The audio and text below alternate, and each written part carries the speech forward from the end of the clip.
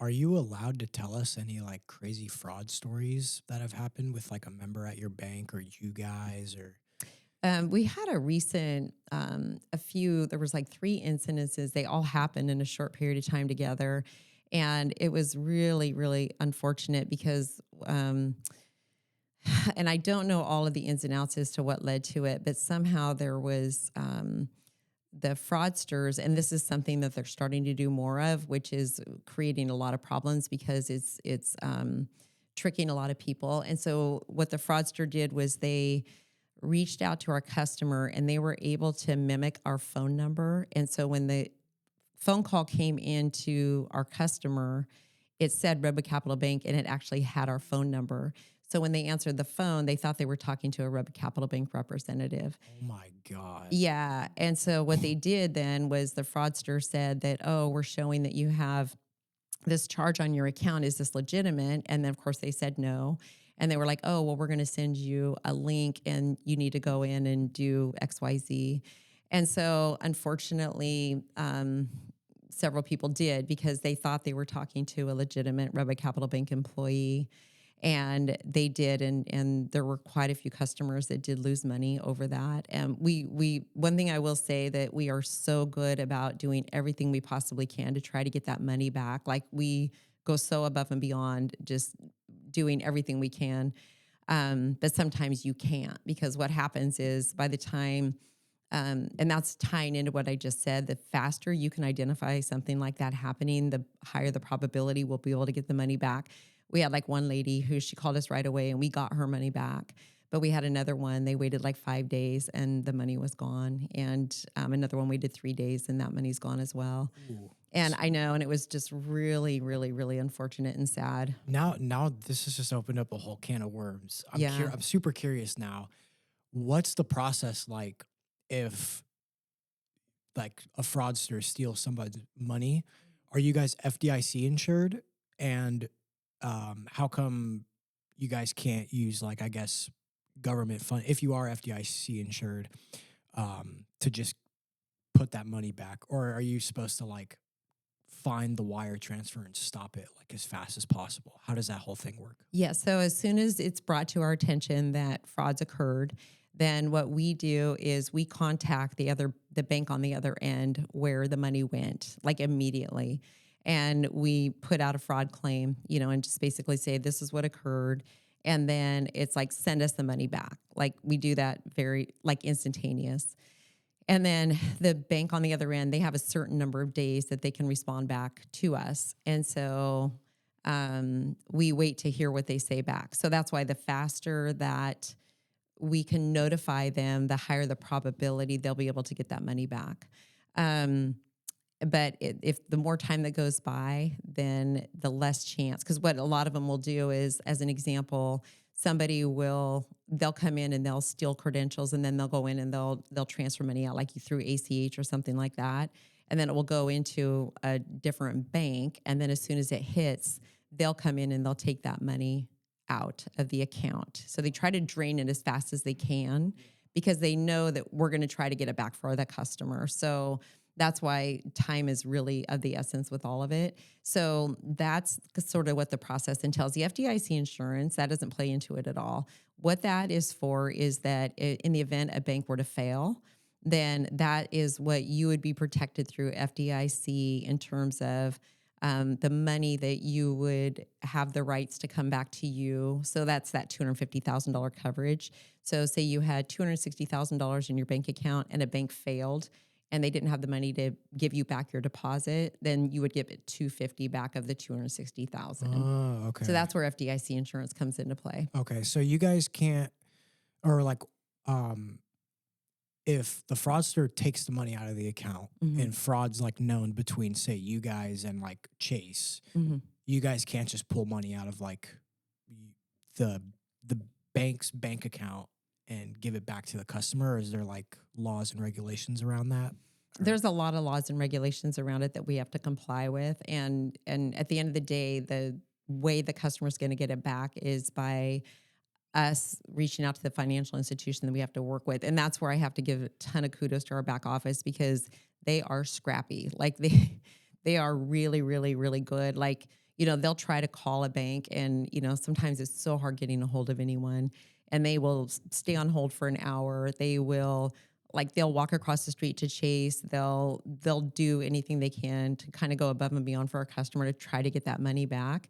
And, sometimes it's just, unfortunately, it's the money's gone, and we're going to bend over backwards to do what we can. But especially when we've been notified several days after the incident occurred, that's when the probability goes way up. You're not going to get the money back. Interesting. Yeah. Sorry for taking us down that rabbit hole. No, I was I'm really super glad you interested. brought it up though, because that awareness is so important. And that's why I tell people, please try to look at your accounts daily. And especially if there's anything out of the order, your spidey senses, listen to your spidey senses. And that whole thing with the fraudster being able to use our phone number and the fact that it said Redwood Capital Bank, I mean, that shows you how advanced they're getting. And I don't blame a customer for, because we look at our phone for caller ID, right? If it says it, then you believe it. A year from now, we won't anymore, because now this is the evolution of AI, right? And so, so we're always constantly trying to stay ahead of the curve in terms of, how to ID people, how to make sure that we're doing everything we can to protect our customers, because it's of the utmost importance to us to make sure we do that.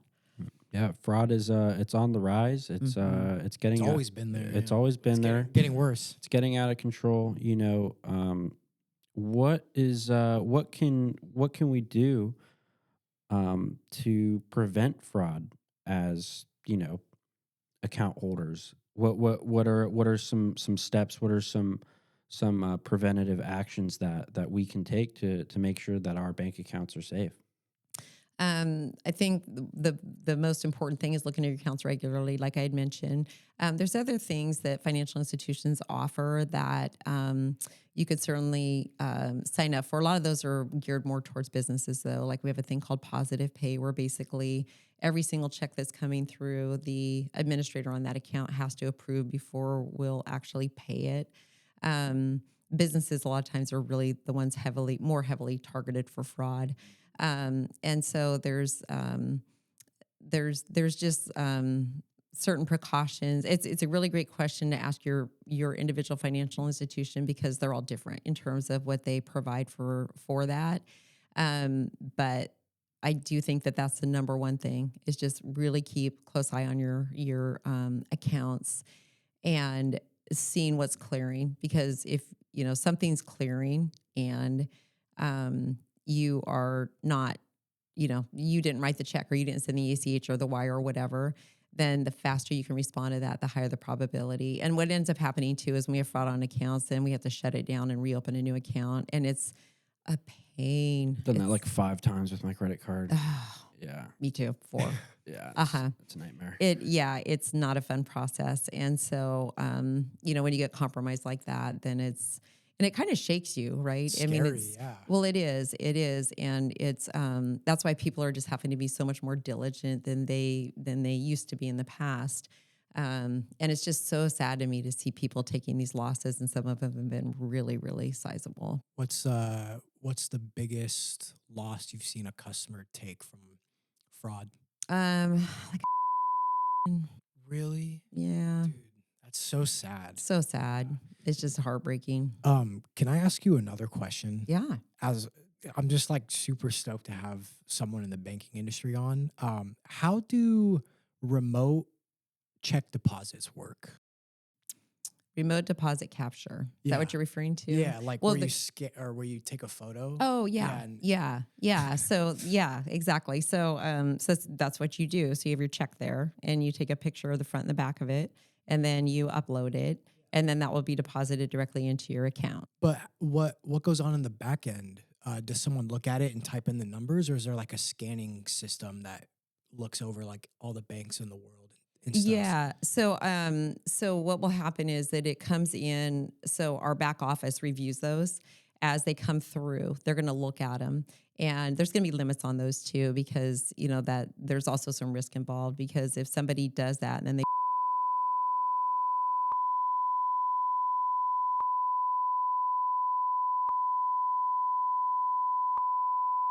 Oh, I've never thought of that. That's so snarky. I probably shouldn't have Yeah, mentioned it. I'll cut that. I'll bleep that out. Yeah, bleep that out. There you go. Yeah. But the in hindsight, maybe bleep out that amount I gave you too. I probably shouldn't have. Yeah, I can't think of That's- anything as to why that would have been an issue, but I'd cut that out too. Yeah, That's totally we'll fine. be sending you a review link to Okay. make sure that we got everything. But I'll bleep out Okay. all the numbers. What you just said about Yeah. that's So Don't don't is bad. It's fraudulent behavior, and you will Triples go to jail. and triples worse. Yeah. You just made- Triples worse. you just made my editing time longer by saying that. Now I got to figure out where that's at and cut it. So thank you, bro. I I appreciate got it. you. I got you. Got to keep you busy. Job you know? security. Yeah. No, I'm just kidding. All right, but yeah. So, what is like the internal systems that go on for depositing a remote check? Yeah, so it's basically back office reviews all of them, and then they're just looking to make sure that everything looks in sync, in check, and that there's no issues. And then also, if you have a larger one, then does it warrant a hold?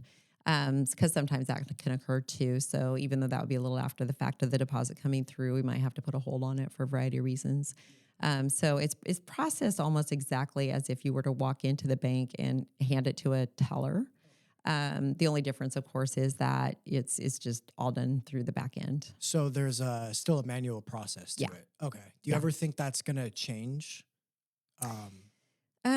Possibly. I mean, like the larger financial institutions, it's already got to be all automated because there's no way that they would have the bandwidth to be able to. Because I mean, there's thousands and thousands and thousands of them coming through, I'm sure, and that's only going to be more, because that's the other thing that ties into the fraud we were talking about earlier, as because we want to be able to provide things that make life easier for our customers. But a lot of times with that does come increased fraud. And so there's sort of that whole checks and balances that you have to have in place to make sure that, that those things don't occur. But yeah, I would say that with time and the evolution of technology and that kind of thing, like getting something in place that can do that on an automated way without actually having to have manual sets of eyes on it. I can't imagine that technology is not right around the corner. And I'm sure that there's going to be a lot of solutions that are coming out that will streamline those kinds of processes.